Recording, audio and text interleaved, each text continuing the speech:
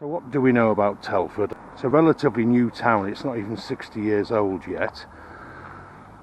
It used to be called Dawley Newtown at one time, when it was being planned in 1963.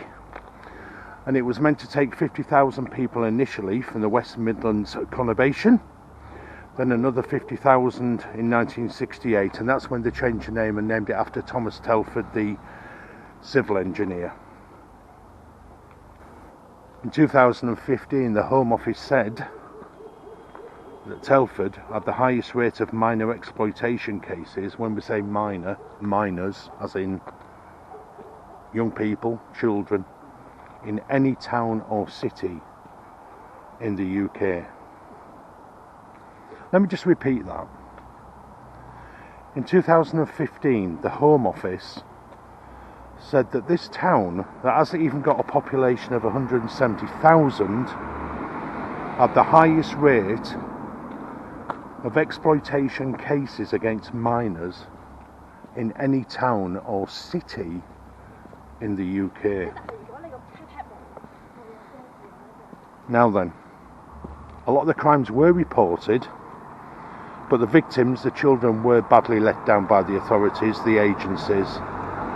So much so, the police, West Mercia Police, even issued an apology, a grovelling apology. Now, why am I here today? Well, this week, the government voted down a national inquiry into grooming gangs.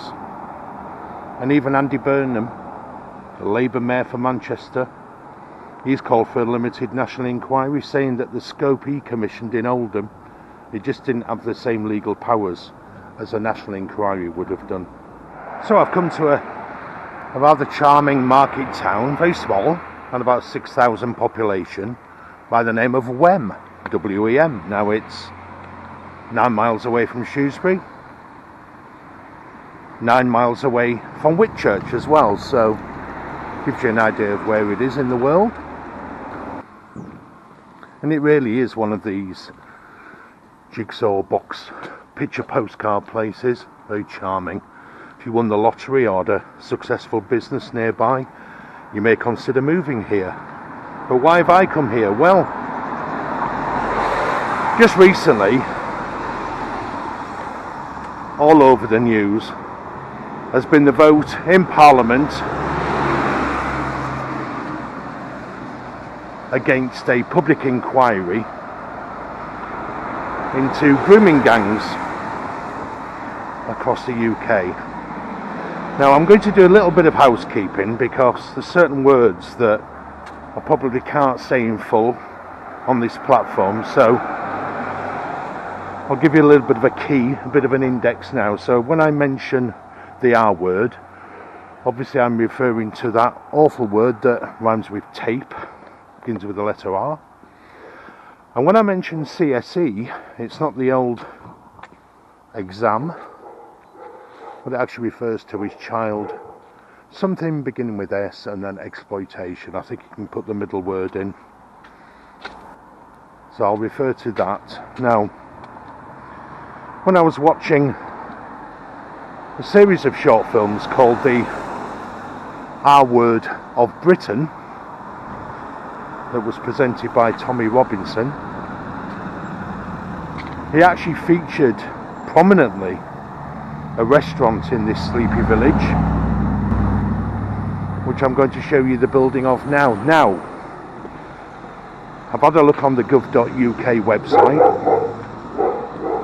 and it does look like, by the names anyway, it's got different owners from when he filmed there.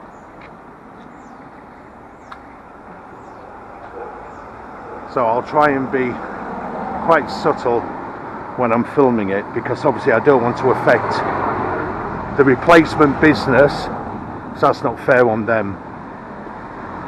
However, what is surprising, they have actually kept the same phone number, which is quite bizarre really, because Tommy, Stephen, whatever you want to call him, he actually dialed the number on the film, so we'll have a look. Okay, so I'm just actually walking past the building now. I'm going to try and conceal the name, but this building here was featured significantly.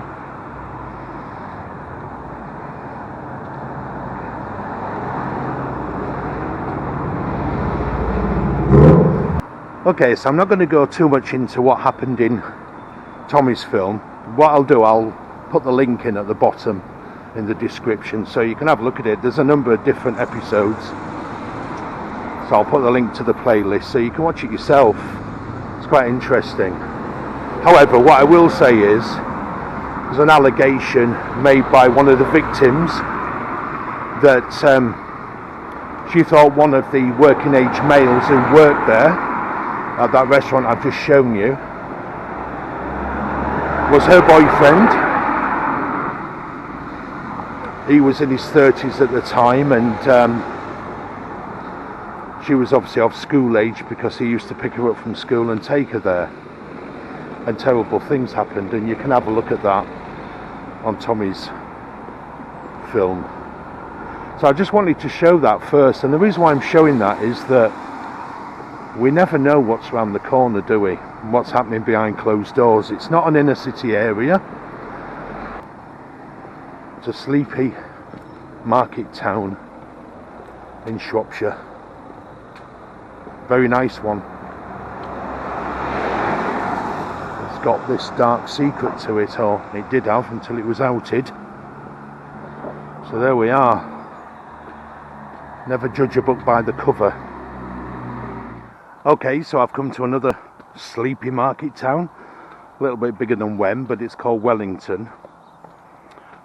There is an interesting article actually in the Shropshire Star by a journalist called Mark Andrews. Now, initially there were reporting restrictions, but in July 22 he did actually give some background, and there was an operation called Operation Chalice that looked into this, and it was part of the wider Telford inquiries, should we say.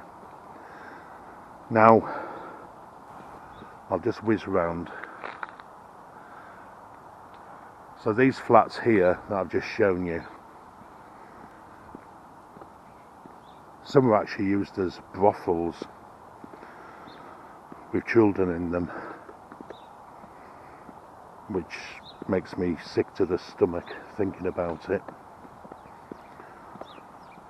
And one particular individual called Mohammed Ali Sultan has been recommended for parole by the Parole Board. It's his third sentence for similar offences. One of his victims, the pseudonym Kate, explains that it is extremely dangerous. It should never be let out early. And that's the purpose of this video.